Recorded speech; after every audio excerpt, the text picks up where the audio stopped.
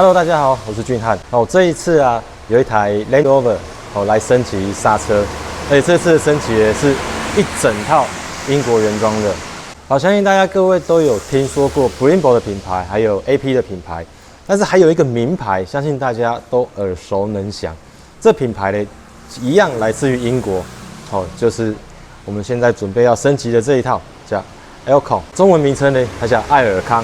这个爱尔康的品牌呢，跟做隐形眼镜的公司是没有任何关系的。人家隐形眼镜呢是在美国制造的，而这一个在英国的爱尔康纯粹就是做刹车跟离合器的。这个品牌，我想应该也是名字会比较难念一点啊，所以大家常常会忽略掉它。好，接下来看我们这一组即将要升级的，我们这次要升级的就是这一组 Elcon， 前面呢是大6活塞。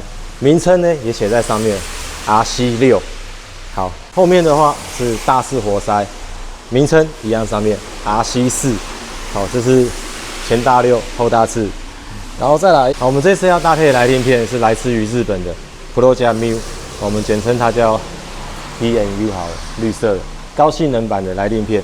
其实这一组来鳞片真的很好用，但是它价格比较高。这个 Elcon 啊，它的设计的碟盘的特色，就是像这种月牙湾的设计，有点像鱼鳞，有没有看到？然后再来，它在盘子上面一样有刻着品牌的名称，就连它的转接座看起来的质感也是非常的细致哦，上面一样都刻着品牌。这一组比较特别的是，像我们改装卡钳啊，你后面如果是电子手刹车的，会要额外再多加一组卡钳上去给手刹车使用。像各位刚看到这个后面的4活塞，这4活塞它纯粹就是给脚踩刹车所使用，它并没有设计到给你手刹车使用。那我原本的整组卡钳拆下来，后面的手刹车怎么办呢？就是额外再装这一组给手刹车所使，后面有一个电子码，相对都有跟原厂对应的线组插上去，你手刹车功能就可以完整的保留下去。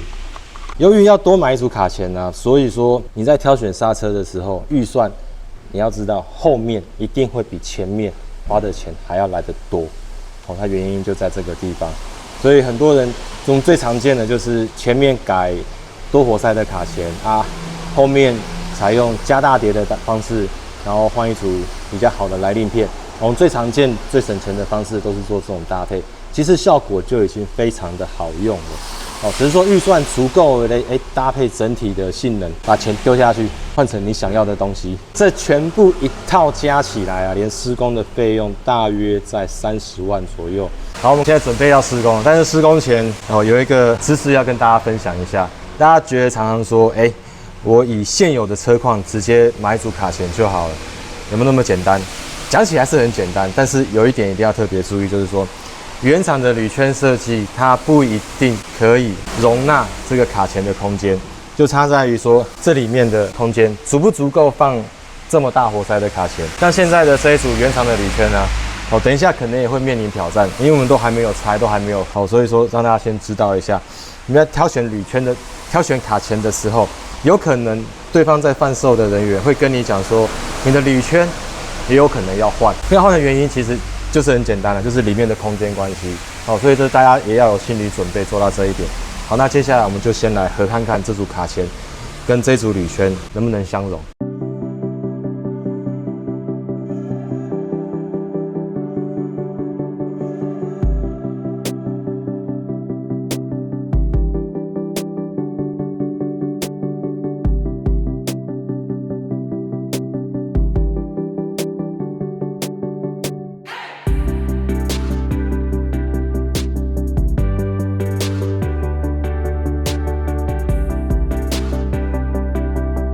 卡钳我们先上去了，结果铝圈一上去，果然不出我所料，圈闪不过。好，现在的窘境就是会发生的情况，原厂圈嘛，就导致还有这样差不多1公分左右的距离，圈才进得去。好吧，接下来这种窘境呢，就只有2个方式处理。第一个，直接买一组1.5公分的垫宽片装上去，让圈垫出来。毕竟是原厂圈嘛，所以这个轮毂的空间还是有的，1.5公分，我相信不是问题。第二种方式，铝圈换掉，直接换一组 ET 值比较出来的铝圈，相对的顺便再挑一款比较轻量化的铝圈，就这2种方式可以解决这些问题。所以说刚才会讲说，建议各位如果要买卡钳，一定要有心理准备，就是铝圈可能要换掉，不然就是加装一组垫宽片。但是垫宽片的话，也要取决于刚讲到的轮拱是否还有这些空间，这些都是要考量到的。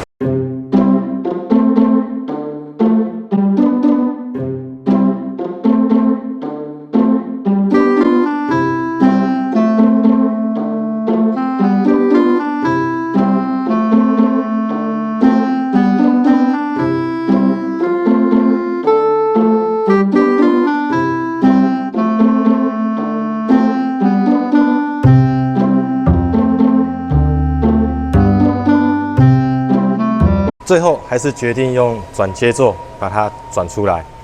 这个转接座啊，顺便跟大家讲一下，这东西说看起来构造是很简单，但是实际上呢，如果各位要买的话，首先这转接座必须要有你车上的数据。第一个就是我们讲的中心孔，就是这个中心孔的地方。像这一台车，它的中心孔是63.4，从这边拿测量的话，它直径是63.4 mm 的，我就用这一款。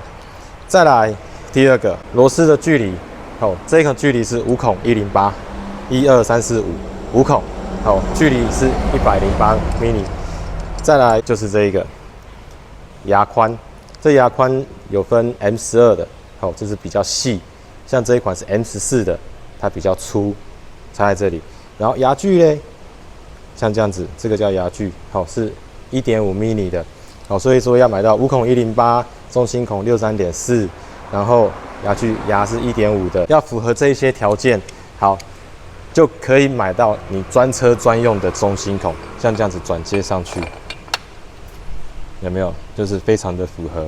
而铝圈要吃到的肉就是靠这里。我现在这个垫出来的，距离是2公分厚的，比较厚。当然，除了这个以外，还有先把这个锁上去。等下锁上去的时候，各位会发现到，这个是你原厂的螺丝，我们转接上去这边会有点凸起来，所以说又到了考验铝圈的时候，大概的锁紧。现在看到这边距离还是凸出来的。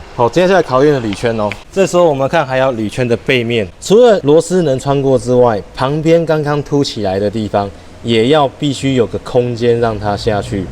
这个地方我们叫偷料孔。所以有的铝圈它这边是完全平整的，平整的话，那就面临了另外一个尴尬的问题，原厂螺丝可能就要把它切为跟这个一样做平面，这个是大家有时候会常遇到比较麻烦的地方，所以你要买转接座，你还要顾虑到铝圈这个地方有没有偷料孔，像这样子垫上去的话，为求完整跟平整性。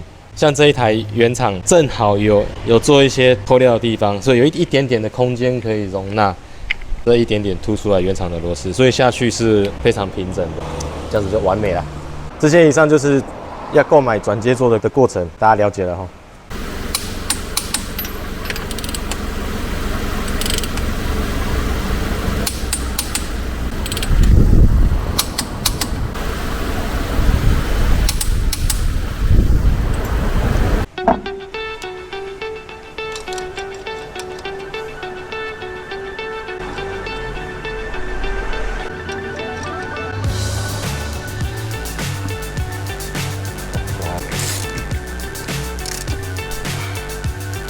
2公分出来之后，首先卡钳没问题，礼拜的距离还有点间隙，接下来铝圈的接合面也就没有问题。然后再来还有垫出来之后，我们还要顾虑到这个轮拱下来的地方，轮胎会不会超出来？会超出来的话，就真的麻烦。你要么就去做爆龟，要么就是要换铝圈，不然这样验车是不会过的，也是很头痛。那我们这样计算的结论来说啦，2公分距离下来应该会是刚刚好。等一下车放下来就知道。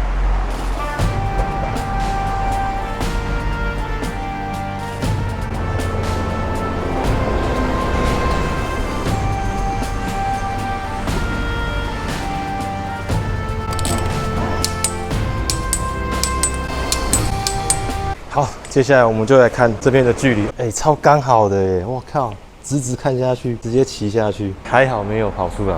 哎、后面照这样看，从这个距离，哦，将好啊，还有一点点的缝隙，可以，整体看起来车也变漂亮。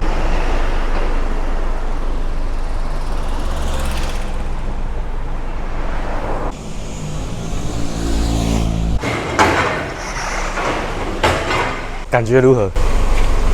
开起来蛮线性的，所以像 Brembo 那样很线性。对，它不会那种点头。